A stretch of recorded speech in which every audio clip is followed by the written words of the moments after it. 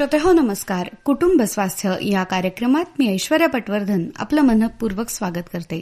श्रोतेहो, कुटुंब स्वास्थ्य या कार्यक्रमात आज ऐकूया आरोग्य विम्याचे जीवनातील महत्त्व या विषयावर अभिनंदन उपाध्ये यांची ऐश्वर्या पटवर्धन यांनी घेतलेली मुलाखत. कुटुंब स्वास्थ्य या कार्यक्रमात आपण नेहमीच वेगवेगळ्या आजारांविषयी वेगवेगळ्या डॉक्टरांकडून माहिती घेत असतो. पण हे आजार होताना किंवा हे आजार झाल्यानंतर त्याच्यावर उपचार घेत असताना त्याच्यासाठी असणारा इन्शुरन्स हा तितकाच महत्वाचा आहे. या आरोग्य आणि इन्शुरन्स या दोन विषयांची सांगड घालून त्याविषयी माहिती देण्यासाठी आज आपल्या भेटीला आले आहेत श्री अभिनंदन उपाध्ये. सर, आकाशवाणीच्या कुटुंब स्वास्थ्य या कार्यक्रमात आपलं मनपूर्वक स्वागत. Thank you madam.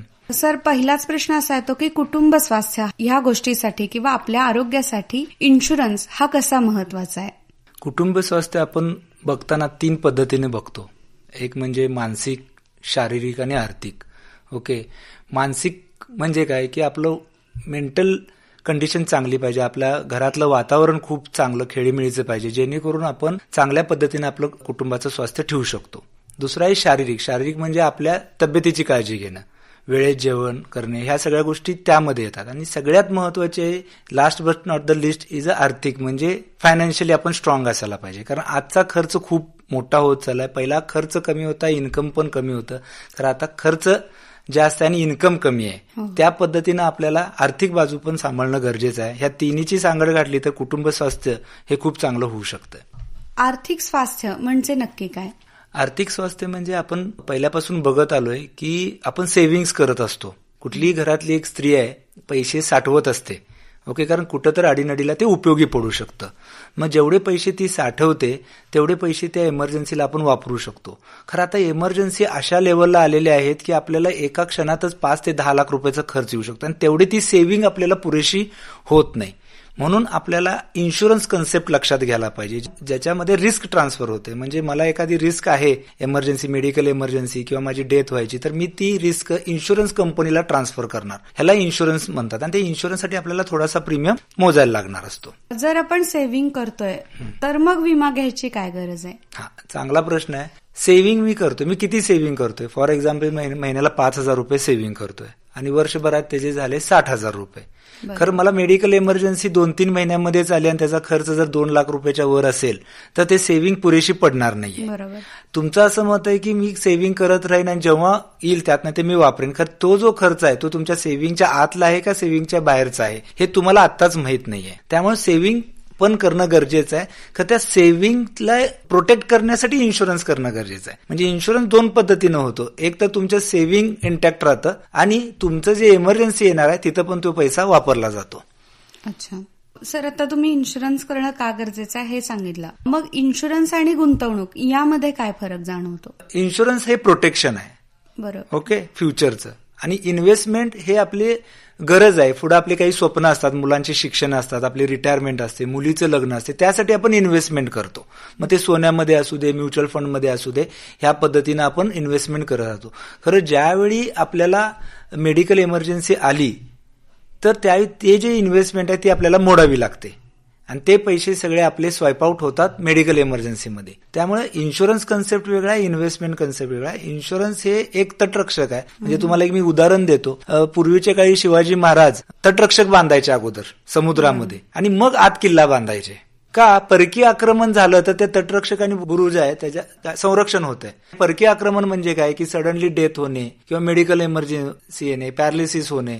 त्यामुळे आपल्याला ते संरक्षक भिंत नसल्यामुळे आपला सगळा जो किल्ला आहे तो जागच्या जागी निस्तनाभूत होऊ शकतो. त्यामुळे आपल्याला पहिला इन्शुरन्स करणे गरजेचं आहे. सर, इन्शुरन्सचे वेगवेगळे प्रकार असतात, त्यातला हेल्थ इन्शुरन्स किंवा मेडिक्लेम आपण जे म्हणतो, याविषयी काय माहिती सांगाल? मी बेसिकली इन्शुरन्स एक कन्सेप्ट सांगतो. इन्शुरन्स काय आहे की पहिला मी नसताना घरातल्यांची जबाबदारी कोण घेणार, ह्याला टर्म इन्शुरन्स म्हणतात किंवा लाईफ इन्शुरन्स. आणि हेल्थ इन्शुरन्स मध्ये ज्यामध्ये मी पण आहे, माझी फॅमिली पण आहे, मी असतानाच माझ्या समोर जर दवाखान्याचा खर्च आला तर त्याला कव्हर करणं म्हणजे हेल्थ इन्शुरन्स आहे.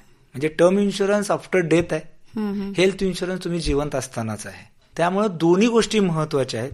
खरं मी लोकांना सजेस्ट करतो की हेल्थ इन्शुरन्स तुम्ही पहिला निवडावा. सर, हेल्थ इन्शुरन्समध्ये काही प्रकार पडतात का? हेल्थ इन्शुरन्समध्ये बेसिक एक फॅमिली फ्लोटर हेल्थ इन्शुरन्स, ज्याच्यामध्ये नवरा बायको आणि मुलं असं कव्हर होतात. इंडिव्हिज्युअल होतो, ज्याच्यामध्ये स्वतःचा एकट्याचा आपल्याला इन्शुरन्स करता येतो. अजून मॅटर्निटी इन्शुरन्स आहे, जे न्यूली मॅरिड कपल आहेत, पुढे जाऊन चान्स घेणार आहेत. मॅटर्निटीमध्ये पण भरपूर आता रिस्क आहे. ओके, म्हणजे प्रीमॅच्युअर बेबी होणं, तर त्याच्यासाठी मॅटर्निटी इन्शुरन्स खूप चांगला आहे. आणि दुसरा एक क्रिटिकल इलनेस एक कन्सेप्ट आहे की कॅन्सर सारखे जे मोठे आजार होतात त्यावेळी आपल्याला लमसम पैसे मिळतात, 10 लाख रुपये. जिथं ट्रीटमेंट नाही केलं तरी ते पैसे मिळतात, कारण क्रिटिकल इलनेस झाल्यावर माणूस जॉब करायला जाऊ शकत नाही. बरोबर. आणि त्याची पूर्ण फॅमिली त्याच्यावर डिपेंड असते. तर तो जो खर्च आहे, जोपर्यंत तो बरा होत नाही, तो खर्च ह्या क्रिटिकल इलनेसच्या पॉलिसीमधून आपल्याला मिळू शकतो. अच्छा सर, एखाद्या वेळी आपण ऍडमिट झालो किंवा आजारी पडलो तर हा सगळा दवाखान्याचा जो खर्च आहे तो संपूर्ण खर्च इन्शुरन्स कंपनी देते का? हो, सगळा खर्च देते. काही रूल्स असतात, ते रूल्स पण आपल्याला फॉलो करावे लागतात, जेणेकरून जसं तुम्ही पॉलिसी केला तर काही अशी सर्जरी आहेत की तुम्हाला 2 वर्ष कव्हर होत नाहीत. अच्छा. हर्निया, पाईल्स, मोतीबिंदू, किडनी स्टोन, जे प्लॅन्ड सर्जरी आहे, जे त्रास चालू झाल्यावर आपण लगेच ऍडमिट होत नाही, ऑपरेट करत नाही, अशा गोष्टींना 2 वर्षाचं वेटिंग पिरियड असतं. ते सोडून बाकी कोणत्याही गोष्टीसाठी तुम्ही ऍडमिट झाला तर तो क्लेम मिळतो.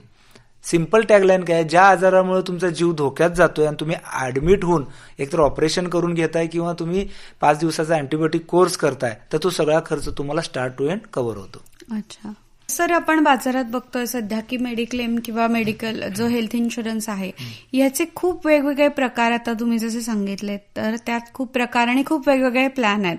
तर तो प्लॅन, कुठला प्लॅन कोणी निवडावा? आता कसं आहे, गव्हर्नमेंटनं पण खूप चांगले इनिशिएटिव्ह घेतले. ओके, प्रधानमंत्री जन आरोग्य योजना आहे, महात्मा फुले आहे, भरपूर अशी स्कीम आहेत की ज्याच्यामध्ये लोकांना, कॉमन मॅनना आपल्याला ट्रीटमेंट करता येते. तर त्या ट्रीटमेंटमध्ये लिमिटेशन्स आहेत. सगळ्या गोष्टी त्याच्यामध्ये कव्हर होत नाहीत, सगळे पैसे पण कव्हर होत नाहीत, कारण जवळपास 12 कोटी कुटुंबांनाच हे गव्हर्नमेंटनं संरक्षण दिलेलं आहे आणि आपल्या लोकसंख्या जवळपास 150 कोटी. तर त्याच्यासाठी आपल्याला काय करावं लागतं की प्रायव्हेट हेल्थ इन्शुरन्स निवडावा लागतो. आता प्रायव्हेट हेल्थ इन्शुरन्स निवडताना कंपनीचा क्लेम सेटलमेंट रेशो काय आहे आणि सगळ्यात महत्वाचा तुमचा जो मेडिएटर आहे तो तुम्हाला सर्व्हिस कशी देणार आहे, तो प्रोफेशनली मार्केटमध्ये आहे का, तो पूर्ण त्याची माहिती आहे का तो पार्ट टाइम म्हणून काम करतो.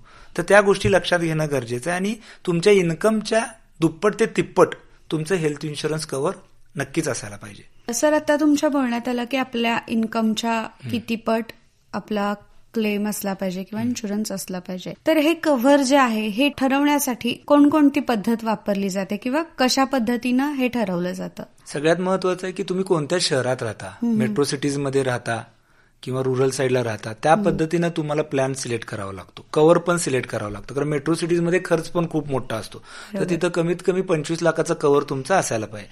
फॉर एक्झाम्पल, माझं इन्कम 10 लाख रुपये आहे वर्षाचं, तर त्याच्या दुप्पट ते तिप्पट तुम्ही कव्हर घेणं गरजेचं आहे. मग जवळपास ते 25 ते 30 लाख रुपये होतं. आता सगळ्यात महत्वाचं की खर्च किती येतो हे आपल्याला पण सांगता येत नाही. तर काही असे प्लॅन आहेत ते तुम्हाला टॉपअप मध्ये पण कव्हर करतात, जेणेकरून तुम्ही 1 करोड पर्यंत पण कव्हर घेऊ शकता. त्याचा प्रीमियम फार कमी असतो.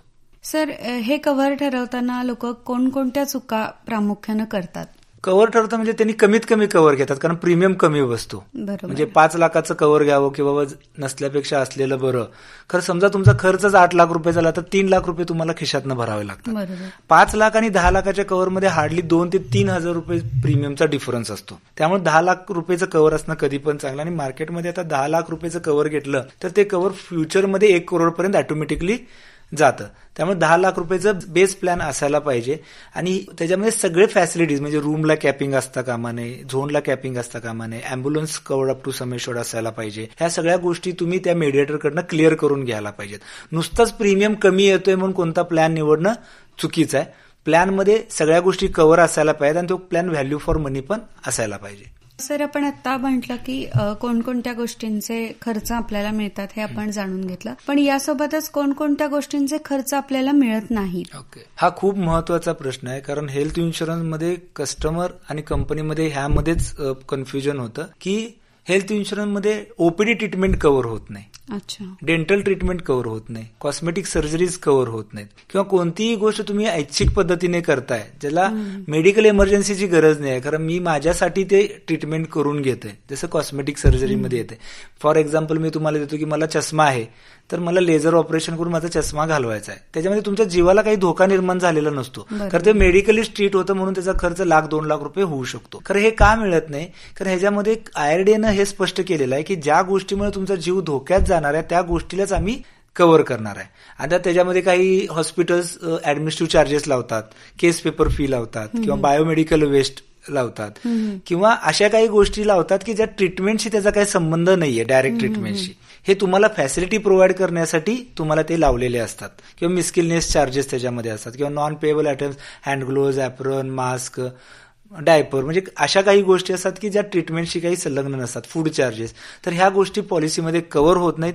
काही कंपनीने त्याच्यामध्ये काही रायडर घेऊन ते कव्हर करायचा प्रयत्न केलेला आहे, त्याचा एक्स्ट्रा प्रीमियम आपल्याला भरावा लागतो. ओके सर, आपण मगाशी बोलताना एका मॅटर्निटी इन्शुरन्स बद्दल बोललो, तर काही वेळा मॅटर्निटी ही तितकीच रिस्की आहे. बाळ जर आधीच जन्माला आलं तर त्याला ते पेटीत ठेवणं किंवा त्याला NICU मध्ये ठेवणं, ह्या गोष्टी त्यामध्ये घडतात. तर बाळाचा जो खर्च असतो NICUचा किंवा त्या काचेच्या पेटीत ठेवण्याचा, हा खर्च त्या पॉलिसीमध्ये कव्हर होतो का? हो, नक्की होतो. मॅटर्निटी प्लॅनमध्ये तुमचं हेल्थ इन्शुरन्स पण कव्हर होतं. मॅटर्निटी करताना फक्त एकच गोष्ट लक्षात ठेवायची आहे की त्याला वेटिंग पिरियड आहे. पॉलिसी घेतल्यावर लगेच मॅटर्निटी तुम्हाला कव्हर भेटत नाही, कारण त्याचा दुरुपयोग होऊ शकतो. काही कंपनीमध्ये 3 वर्षाचं वेटिंग पिरियड, म्हणजे पॉलिसी घेतल्यावर 3 वर्षानंतर डिलिव्हरी झाली तर तुम्हाला त्याचा खर्च मिळतो. काही कंपनीमध्ये 2 वर्षाचा आहे, काही कंपनीमध्ये 1 वर्षाचा आहे. तर ते तुमचा जो मेडिएटर आहे त्याच्याशी कन्सर्न करून तुम्ही करू शकता. तर आमच्याकडे असे ऑप्शन आहेत की 1 वर्षानंतर मॅटर्निटीचा खर्च मिळतो, आणि मॅटर्निटी अंडरच न्यूबॉर्न बेबी कव्हर होतं, एक्स्ट्रा $1,00,000 कव्हरमध्ये. तर तुम्ही तो प्लॅनमध्ये सिलेक्ट करायला पाहिजे की न्यूबॉर्न बेबी कव्हर पण त्यामध्ये असायला. बाळ जन्मल्यापासून 91 दिवसापर्यंत बाळाला आपण कव्हर करू शकतो, आणि नंतर त्या बाळाला परत हेल्थ इन्शुरन्स पॉलिसीमध्ये ऍड करून फ्युचरसाठी आपण सिक्युअर नक्कीच करू शकतो.